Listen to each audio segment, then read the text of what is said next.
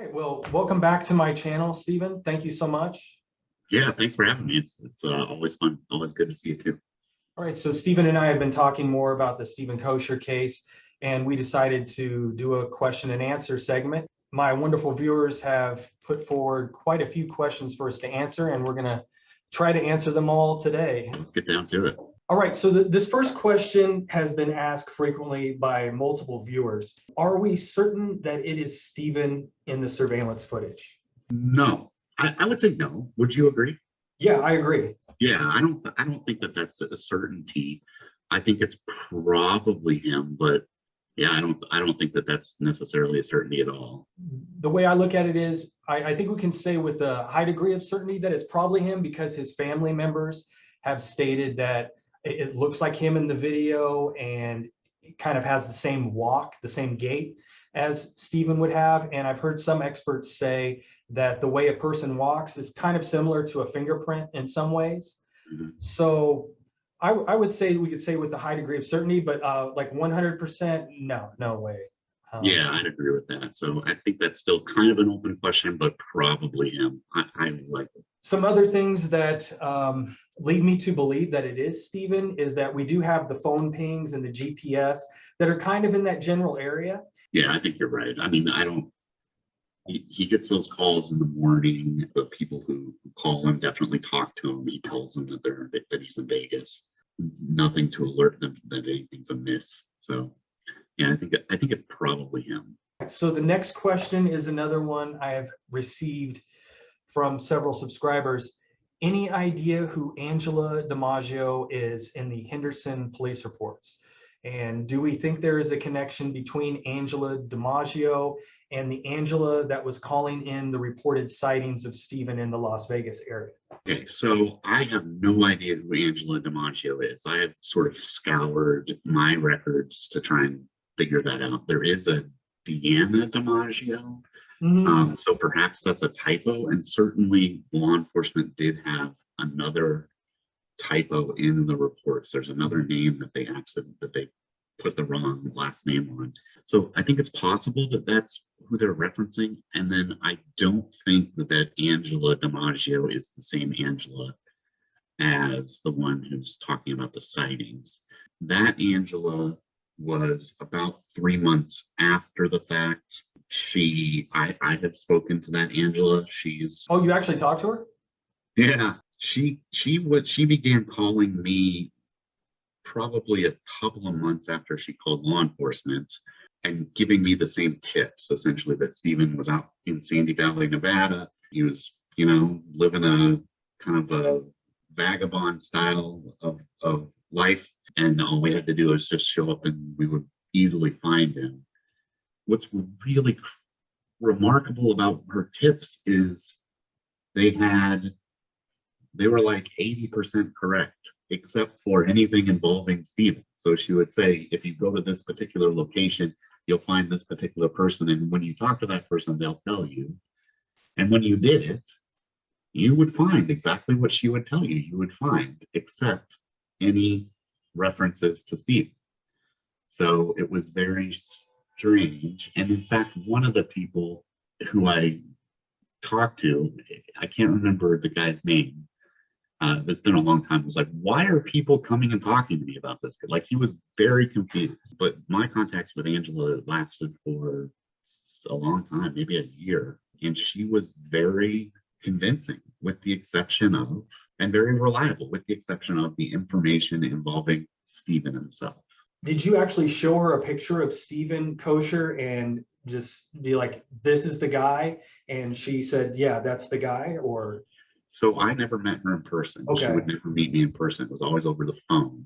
But I do know that she did tell me, and then it's also in the reports that law enforcement showed her a picture of Stephen, and she said that is him. Except he's like a little shorter than what was described on the reports. I've always been very confused by Angela's story. Yeah, my personal take is that it's just a mistype. And I think the only person who could probably completely answer this question would be Detective McKay. In my research, there's never been a person named Angela DiMaggio associated with the DiMaggios that lived at 2260 Evening Lights. I've looked at extended family members, close family members, and the name Angela has never shown up. So I tend to believe that this was just a mistype. The next question comes from subscriber Glenn Wellington. Glenn wanted to know, why did Stephen have 3 bank accounts, and did he have something to hide? That's a good question. I don't know why he had 3 bank accounts. I do know that he had a bank account at Zion Bank, and that's where his mom worked. Why he would get another bank account is sort of beyond me. I mean, I think most people just have one. That being said, he was 30 and his mom was able to access his bank account, and that, I think, probably, might get under his skin. So perhaps he was maybe exercising some independence. But whether or not he had something to hide is really the great unknown in all of this. I think it's certainly possible. Whether or not he had something to hide financially, I think it's probably the odds of that are fairly low. Yeah. Because he just didn't have, he was just a pauper, And the other thing, like, all of these accounts are at a 0 or even a negative balance on a couple of them. So it's like, what is he hiding? It's not like large sums of money are coming into these accounts and then going out the door, so. Right. Yeah, another possibility that I thought about, sometimes when you start a new company, they ask you to open up an account with a bank. Sure. In order to make their payroll process faster and more efficient. And sometimes they give you like a bonus, a sign up bonus or whatever. So the next question comes from subscriber Derek 032789. He wanted to know why the Clark County Coroner's Office didn't compare Stephen's DNA with the unidentified remains, but rather chose to go with the dental comparison. So I asked the Clark County Coroner's Office the exact same question, and they advised me that the dental records that were on file for this unidentified person were in excellent condition, and that comparing Stephen's dentals with these dentals was the most efficient process in order to, figure out if there was a match or not. The DNA comparisons sometimes can take a lot of time and they can be expensive. So just doing the dentals not only is faster, but it saves some money as well. So this next question, was Stephen delivering flyers or foreclosure notices in Henderson or Las Vegas? And then they ask also, did you find anything on Craigslist? I don't know if he was delivering foreclosure notices. There's no evidence of that. There certainly has been evidence of, so there was a good tip that came in of someone around the time of December 13th knocking on a door and offering window washing services in a neighborhood. Neighborhood? No, it was in a neighborhood nearby. It was probably about a mile north or 2 miles north, maybe about 5 miles north. It was about 5 miles north now that I think about it. The person said that they didn't need window washing services and sent the man on his way. So I went to that neighborhood. I knocked on like every door and then also put flyers up to like contact me. And no one ever contacted me or verified that this had happened. So there is a little bit of evidence that flyers were being delivered, but nothing that I could substantiate. And then Craigslist, no, I didn't find anything on Craigslist. Craigslist is an interesting organization. They don't archive anything unless it becomes on that like best of page. And then but by doing that, like the Wayback Machine, the Internet Archive, yes, doesn't grab their archives either. There has been some work done by people who have found businesses in the area, but nothing that would lead me to believe that was why he was coming to town. Yeah, that's almost exactly, my thoughts on this as well. As far as the flyers, I didn't know about that sighting. That is interesting. But in speaking with Travis, who was his boss at the window washing company, he stated repeatedly to me that he had no business in Las Vegas or Henderson. His business was strictly in the St. George area and the Washington, I believe it's Washington County area. So he wasn't there, at least, working for Travis. Those flyers that were in the car, they definitely, nobody in that neighborhood had those posted or recalled Stephen, coming up and knocking on their door and asking them if they needed anything done. Like in the years that have passed, you would think that more than one person would come forward and say, hey, yeah, this guy did come to my door. So I don't think there's any possibility he was there in that neighborhood delivering flyers. As far as the foreclosure notices, this was actually my initial primary theory going into this. I won't say primary theory. I think the evidence has always shown that there's something else involved, but it was up there. It was one of the competing theories for me. When I discovered the foreclosure that was going on there at 2260 Evening Lights, that it was in the process, then it was like, okay, maybe there's something to this. So I continued to investigate it. And what I discovered was that in order to serve foreclosure notices in Nevada, they go through licensed servers. You can't be an unlicensed server and just go up and serve these foreclosure notices. So Stephen has no background as a licensed server, nothing on his computers, nothing found in his car, no paperwork, nothing about him being a licensed server or even applying for being a licensed server. So I just don't find there's just no truth there that he was serving these foreclosure notices. Yeah. Yeah, I mean, that is a very good point. Like, you do have to be licensed. No bank is going to deal with a person who's not licensed. As I further investigated, there are people that can serve notices, certain types of notices without a license. And I think those are called like a notice of sale. It's kind of when the house is about to go to public sale. Someone can come to the house and just slap a notice on the house that's basically letting the public know that this house is going to be up for sale. That person who does that doesn't have to be licensed. The 2260 Evening Lights, they had just stopped paying, so it wouldn't even be to that level yet. I think it would have been another year later before someone was slapping a notice on that house. So again, there's nothing of merit to that theory. Yeah, I agree.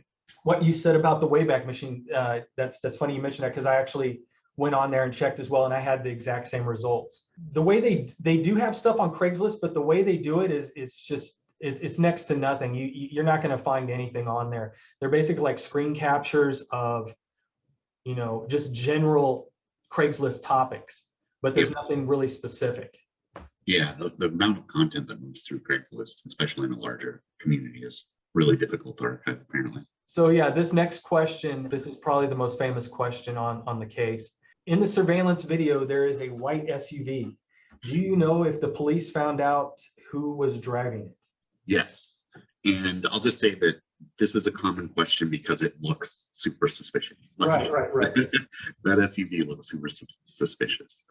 So let's give a little bit of backstory. As Stephen is walking down the street, a white SUV pulls in front of a house and stops, like directly centering frame. And then the video just ends. So I'm here to dispel any myths about the SUV. The family is the one who collected this video, Stephen's father, brother, and cousin. They collected this video. It wasn't law enforcement.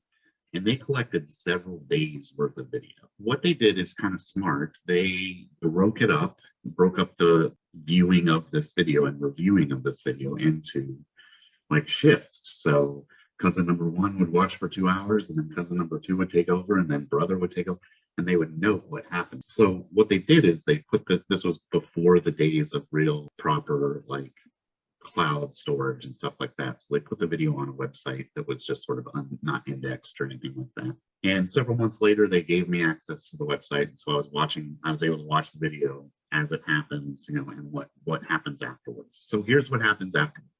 The car remains parked, and then a woman gets out of the car, goes inside of the house, and then comes out with another woman, and they get in the car and they drive away. And then 2 hours later, it comes back. They go back inside.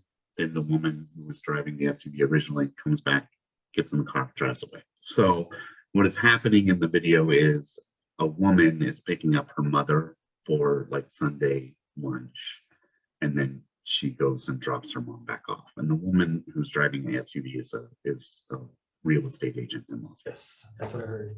And her mother is the resident of the house. While it does look grossly suspicious, there's not a lot to it. Yeah, there you have it, folks. That's the best answer I've ever heard about that SUV. That's very cool that you actually got to see, what happened afterwards. Yeah, and I wish that I had saved the videos. I know that that's a very unsatisfying answer for folks, that I didn't like hit the old right click and then download it. And I might have, but it's just over the years, changing hard drives, things like that, some data has been lost in my life. That said, I put a lot of time into those videos, and I know his family did as well. It's an unsatisfying answer that I don't have videos, and also an unsatisfying result found on the videos. She's definitely there picking up mom and then dropping her back off. This next question, was Stephen involved in using drugs? I don't think so. If anybody knows anything about the LDS church, they're, very much against alcohol, tobacco, coffee, tea, and any illicit drugs. I don't see any evidence that that was occurring. He was very well respected in his church group, and you and I have both talked to his roommate, and his roommate was adamant to me that this was, like a straight shooting, straight as an arrow Mormon kid who he was living with. So that doesn't strike me as someone who would be involved in drugs. That said, we don't know Stephen personally. We don't know what was happening behind closed doors. Yeah, I'm pretty much going to echo exactly what you said. Like the biggest thing for me was when I talked to Jordan and just hearing him say, yeah, we would offer him beers. We would, offer him different things. And he said no every single time. The fact that he didn't even drink coffee definitely leads me to believe that I don't think there's a chance that Stephen was using drugs. This one to me is the biggest question right here. Yeah. Why didn't Stephen park directly in front of the house where he was going? I don't know. The simplest, most straightforward answer is someone probably told him to park there in the cul-de-sac. He was instructed to park in the cul-de-sac. Yeah. And it's also kind of out of the way. Yeah. So, and I don't know, I was reviewing the reports again before we started, and I don't know if you saw there's like a notation from a parking authority officer who says that he saw the car previously. Yeah. So I wonder if that's just like where he historically parked. I just don't know. I've read that. The Ed from the Unfound podcast, he kind of made a big deal about that.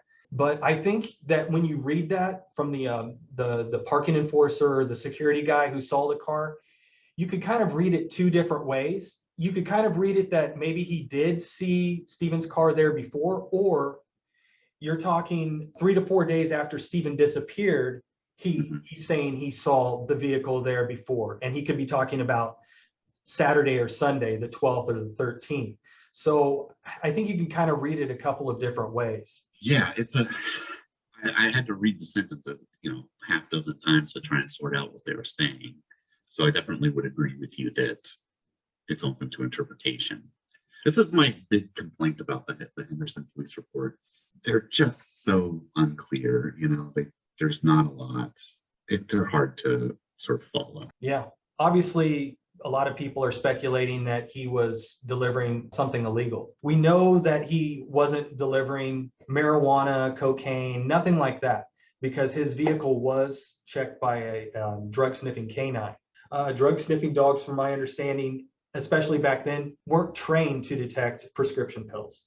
I just have no clue why he was there, why he parked where he did.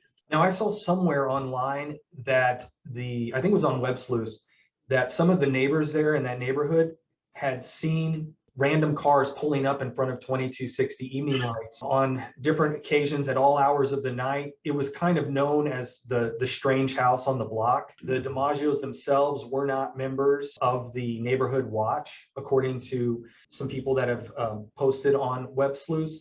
Have you heard anything about that? Yes and no. So I would say that the description of kind of the odd house on the block is certainly accurate. Like I've heard that. Okay. I didn't know the neighborhood watch thing.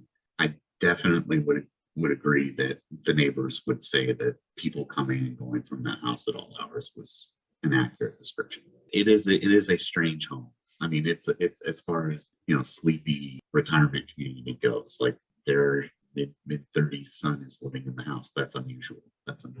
All right. So the next question is: do Marc DiMaggio and Brett Bishop know each other? I don't know.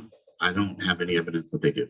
I don't have any evidence that they don't. What do you think? Is there a connection? I'm fairly certain that there is, and that at some point we will discover it, but at this time it's unknown. That being said, if anybody does know of a connection between Brett Bishop and Marc DiMaggio, please contact me at aaronstoner@yahoo.com. And of course, you can remain completely anonymous. Okay, so I'll ask you the next couple of questions. Have you contacted the family, and what do they think of your videos if you have contacted? I'll say I reached out to them once, and then I've been contacted by them since then. They are appreciative that I am keeping Stephen's name out in the public. I mean, it's been 11 years, and I feel like right now I personally feel like we're getting closer to some answers than we've ever been before on his case.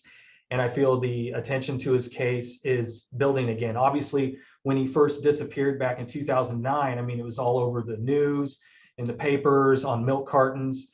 We're not at that level, but I feel like that the attention to his case is starting to build again, and the word is spreading that something is going on, not just with my videos, but also on Web Sleuths. That site has become very active with Stephen's page again, and there's been other YouTubers that are covering the case as well. Yeah, I mean, I agree. I think that the attention that has been brought on the case has been very helpful. I also know that they are delighted by your videos, so by them being out there. So yeah, it's good. The next one that I'll ask you is there a video of your brother's case? Yeah, currently I don't have a video on my brother's case. I did put together, it's like a brief video for his 40th birthday, which was a few years ago. You can find it in my videos. I will at some point be putting out a video on his case. All right, so this next question, I don't have a clue. This is all you, Stephen. Were the Postal cluster boxes there in the cul-de-sac in 2009? So I got your back on this one. Okay. Yes, they were there. So Las Vegas, for the most part, the vast majority of Las Vegas is like mailbox free. It's all these cluster boxes. So any real developments that were built probably post 1990 has these cluster boxes. So, and in this case, yes, the boxes were there in 2009. All right, there you go. This next question, again, I have no idea. Was there any wrapping paper found in the car for the gifts Stephen had bought that were found in the car? I'm going to join you in saying I have no idea. I do know that it wasn't like a whole bunch of gifts. What the family would do is, the Koecher family is enormous. I mean, it's just so many people. So what they would do is they would break it up. So like you would get a present for one person instead of you getting a present for 40 people. And I don't remember who he had that year, but he got that person a present. And I don't think that he had any, if not many, presents beyond that in the car. So the next question is, why would Stephen tell the church member he would go back to church service if need be? Because if he went back, he would miss the noon appointment there on evening lights. Good question. So it's a really good question. And I don't know that we know. I will say that if you know members of the LDS church is very, being at church, attending church, and also stepping in when you're asked to help someone is like paramount in people's lives. So I think that it leads me to believe that the noon appointment was probably not nearly as important as his church obligations, or as he thought his church obligations should be. And perhaps he made sort of a quick judgment that he could fulfill whatever was occurring at noon after church. Certainly inconveniencing. I mean, driving from St. George and getting all the way there to Las Vegas and then being like, well, I gotta go back and go to church and then come back to Las Vegas would be horrible. But it leads me to believe that that was probably a flexible appointment, or one that he could blow off or pick up later. I genuinely do believe that Stephen would have gone and filled in for Greg Webb that day. I don't think he would have said that had Greg Webb taken him up on the offer. I don't think he would have backed out. Yeah, I think he turns his car around immediately, and heads back north. Yep. Yeah, I think you're absolutely right. And Greg Webb even said when he spoke with the news, he stated that he wishes Stephen had done that, had taken him up on the offer. But obviously that didn't happen. All right, so the next question, do you think Stephen went to that neighborhood knowing his life was in danger? No, I don't think that he was somebody who was a big risk taker. I also think that he was probably fairly naive when it came to this sort of thing that, we suspect that he may have been involved in. Right. So no, I don't think that that ever occurred to him. I don't know why he would go to a neighborhood under those circumstances. You've been there in the neighborhood. We've talked about it several times. It's an upscale retirement community. It's literally probably the safest place in the US. Even if there was a drug deal going on, I'm not walking into that situation. Like, it's not like he was in the hood and he's going to some gang member's house. Stephen wouldn't have been afraid for his life going up there. Yeah, agree. Completely agree. Even though he didn't have the street smarts, I mean, he's still a smart guy. If he really believed that his life was in danger, he's not going to go ahead and go on into that situation. He would have just said, forget this, I'm out. Yeah, absolutely. The next question is, do the cops know 100% what happened and they just don't have the evidence to prove it? No, I wholeheartedly think the answer to that question is no. I don't think they have any idea what happened. And the reason I think that is because of how belated their investigation was. I mean, as I was going back over the reports, I was just like sort of stunned at how 10 days goes by between the car being found and that initial report being written. I mean, that is such a long time lapse. So I think what happened is they treated his case as a voluntary walkaway for probably the first month. And then by the time they decided that that might not be the case, frankly, I don't even know if they have decided that that's not the case at this point. I mean, years later, like a decade later, if police came to your house and asked you, hey, a week and a half ago, did somebody knock on your door or did you see anything in your neighborhood? 9 times out of 10, people are going to be like, I don't remember. Like, I don't remember what I had for dinner last night. Yeah, I don't think this was ever an investigation that was taken seriously in the sense that it was something beyond the voluntary walkaway. Yeah, going back to what you said just about there's nothing in the report where they further investigated anything other than talking to Marc DiMaggio that one time. So yeah, it just looks to me like they looked at it as a walkaway, and up until, I will say, late 2020, I feel like that's the way they've always viewed it, is that students walked away from that neighborhood. In late 2020, we see those documents being leaked, and then almost simultaneously, I heard from the sergeant there that the case is under review. So that gives me hope that, yes, we've looked at this case as a walkaway for all these years, but there's this new information that's coming in. So we're going to look at this again, maybe in a different way. Maybe there was foul play involved. So let's take a look at this new information. It's just, I mean, like why certain people haven't even been interviewed. It's just beyond me. I don't understand. All right. So this next question comes from subscriber Devin Cook, who asked me, who is Ranch Pratt? I mentioned Ranch Pratt briefly in my first video when I'm talking about the police report. In that police report, it discusses Brett Bishop's employers, I should say, and Ranch Pratt and Marc Patey were both Brett Bishop's boss for several years. Brett was helping them to construct and put together these off-road rock crawling events that took place in several different states. And then when they opened up the closed door pharmacy there in Utah, they brought Brett along for the ride. He did some office work as well as delivered some prescription pills from time to time. Ranch has gone on to become a multimillionaire and runs several companies now. Yeah, you can Google his name and find out just a plethora of information on him. All right, so this next question, is there any information on the company Lending Solutions that called Stephen's phone on December 12th at 8:02 a.m. that pinged off the Overton, Nevada tower? As I recall, I think Lending Solutions is a bill collector. Prior to recording today, I sort of looked up Lending Solutions, and I do remember having sort of an inkling he might have applied for a loan. Okay. I'm pretty sure they were a bill collector, but I can't remember off the top of my head. And I did try and review my notes, but I didn't find anything. Do we know where the landlord is now? Was he convicted of crimes? Is he in or out of prison now? And did the house get sold, the house in St. George? House did get sold, 2015, 14-ish, I want to Okay. say. Was he convicted of crimes? This is an odd way to answer this question. I think so, but I don't. But I do know that the underlying report that was written as a result of like the search warrant and finding the Porsche and all that stuff in his garage, I do not believe he was convicted of that. I do know that the federal charges were dropped. I don't think he's ever been to prison, and I'm fairly confident he is not in prison now. And the crimes he's been convicted of are, if I'm remembering correctly, are like marijuana charges. I mean, Yeah. who cares? And then, do we know where he is now? Yes, we do.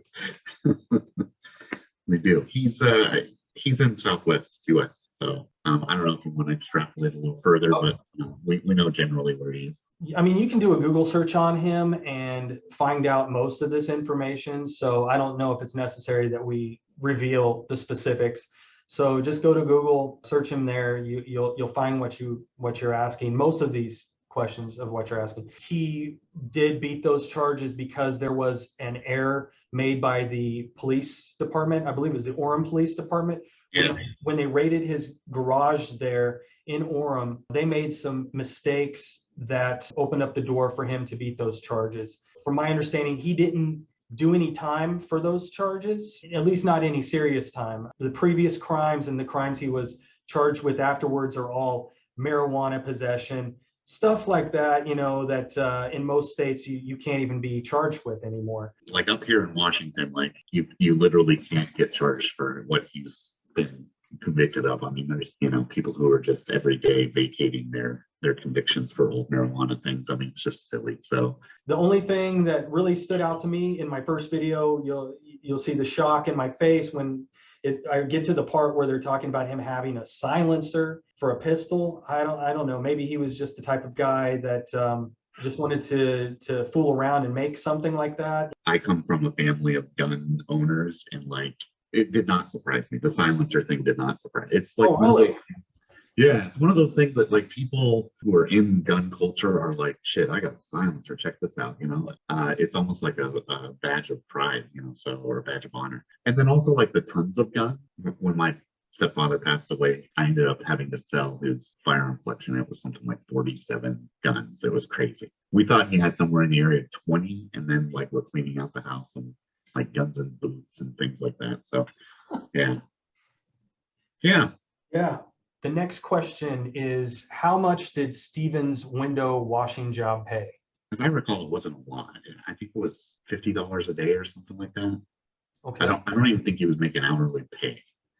Right. And I think that he was only doing it like on the weekends because the business owner was glad to have the help, but couldn't afford for like a full-time employee to be on. Yeah, it was definitely a temporary job. There were no fixed hours. There was no fixed pay. And in speaking with Travis, he told me that there wasn't a fixed pay schedule either. It was kind of like, you do this or that for me, and I'll kind of accumulate the money. And once there's a significant enough amount of money, I'll just give it to you when I see you. So yeah. Some people might say that's called under the table or whatever, but it's just one of those type of jobs that Steven was grateful to have, and I'm sure Travis was grateful to have such a good employee. Yeah, I mean, if you've ever had to scrape by, like those under the table jobs are gold. Yeah, and a lot of the viewers, I don't even know if they recall what it was like, what the economic climate was like back in 2009, but I lost my job that year.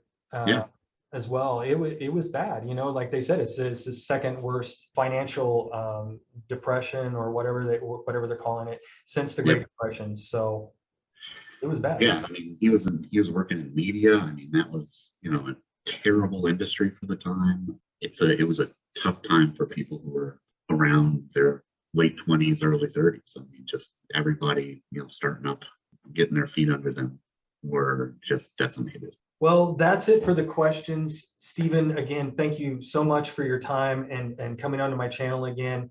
And I definitely hope to have you on again at a later date. If anybody has any other questions that they would like us to answer, definitely post them, keep posting them, keep sending them to me. Send me any questions or comments you have to my email address, aaronstoner@yahoo.com.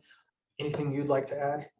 No, I appreciate you having me on. I like I said before, when I was on before, I'm just happy that someone who's doing a lot of due diligence is shining some light on this case, and certainly appreciate you and the work that you're putting into it. So, yeah, thanks a lot. If you have any information on the disappearance of Stephen Koecher, please contact the Henderson Police Department tip line at 702-267-5000 or email me at aaronstoner@yahoo.com. You can remain completely anonymous. I am offering a $2,000 reward for any information that leads to the discovery of what happened to Stephen Koecher.